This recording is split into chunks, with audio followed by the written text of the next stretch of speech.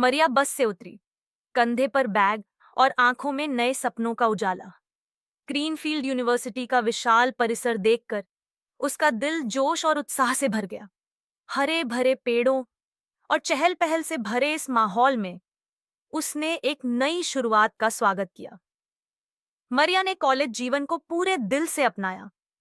उसने hiking club join किया, दोस्तों के साथ समय बिताया और पढ़ाई में उत्कृष्टता हासिल की। उसकी दयालुता और नेतृत्व क्षमता ने उसे छात्रों के बीच खास बना दिया। वह दूसरों की मदद करने और उन्हें प्रेरित करने के लिए हमेशा तैयार रहती थी। एक शांत शाम, मरिया देर रात तक लाइब्रेरी में पढ़ाई करती रही। जब वह अपने हॉस्टल की ओर लौट रही थी, तो उसने देखा कि कुछ लड़के सड़क के किनारे खड़े थे। उनकी बातें और हंसी परेशान करने वाली थी। मरिया ने अपने कदम मजबूत बनाए, सिर ऊंचा रखा और बिना डर दिखाए आगे बढ़ी। ए लड़की, कहाँ जा रही हो? एक लड़के ने चिल्लाकर कहा।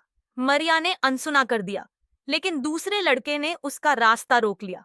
हमें नजरअंदाज मत करो, उसने कहा। मरिया ने कड़े स्वर में जवाब दिया, मुझे अकेला छोड़ दो। जब एक लड़के ने उसका हाथ पकड़ने की कोशिश की, तो उसने झटक कर छुड़ा लिया और सख्ती से कहा, अगर दोबारा हाथ लगाया तो पछताओगे। उसकी हिम्मत देखकर लड़के चुप रह गए और वह वहां से चली गई। अगली सुबह मरिया ने इस घटना की रिपोर्ट कैंपस सुरक्षा अधिकारियों को दी, लेकिन उन्होंने इसे गंभीरता से नहीं लिया और कहा, लड़के तो ऐसे ही होते हैं। निराश लेकिन अडिग, मरिया ने खुद सबूत जुटाने और मामले को उठाने का फैसला किया। अगले कुछ हफ्तों तक मरिया ने चुपचाप उन लड़कों की हरकतों पर नजर रखी और उनका वीडियो रिकॉर्ड किया। उसने अन्य छात्रों से उनकी गवाही ली और उन सभी का समर्थन जुटाया जिन्होंने ऐसी स्थिति का सामना किया था। उसने धीरे धीरे एक ठोस मामला तैयार किया।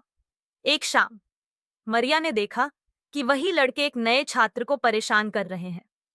इस बार उसने सीधा हस्तक्षेप किया।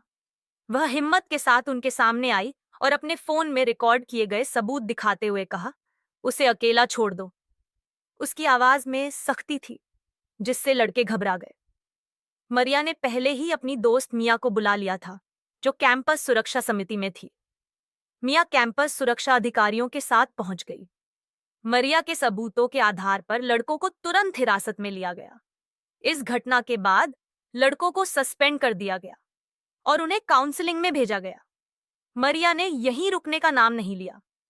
उसने छात्रों के लिए आत्मरक्षा कार्यशालाएं आयोजित की और एक सहायता समूह शुरू किया, ताकि परेशान हुए लोग अपनी आवाज उठा सकें। उसकी पहल ने पूरे कैंपस में सुरक्षा और समानता का माहौल बनाया। कुछ महीनों बाद लड़के मरिया के पास माफी मांगने आए। उन्होंने माना कि उन्हें पहले कभी अपने कामों के लिए जवाबदेह नहीं ठहराया गया था। मरिया ने उनकी माफी स्वीकार की और उन्हें समझाया कि सच्चा बदलाव तब होता है जब इंसान अपने गलतियों को सुधारने की कोशिश करता है। जब मरिया ने अपना डिग्री प्राप्त करने के लिए मंच पर कदम रखा, तो दर्शकों ने तालियों से उसका स्वागत किया। उसने न केवल अपनी पढ़ाई में सफलता हासिल की, बल्कि अपने साहस और न्याय की भावना से यूनिवर्सिटी में एक नई सोच को जन्म दिया। मरिया मुस्कुराई, यह जानते हुए कि उसने आने वाले छात्रों के लिए कैंपस को एक सुरक्षित और सम्मानजनक स्थान बना दिया है। सबसे अच्छा दोस्त बन गया।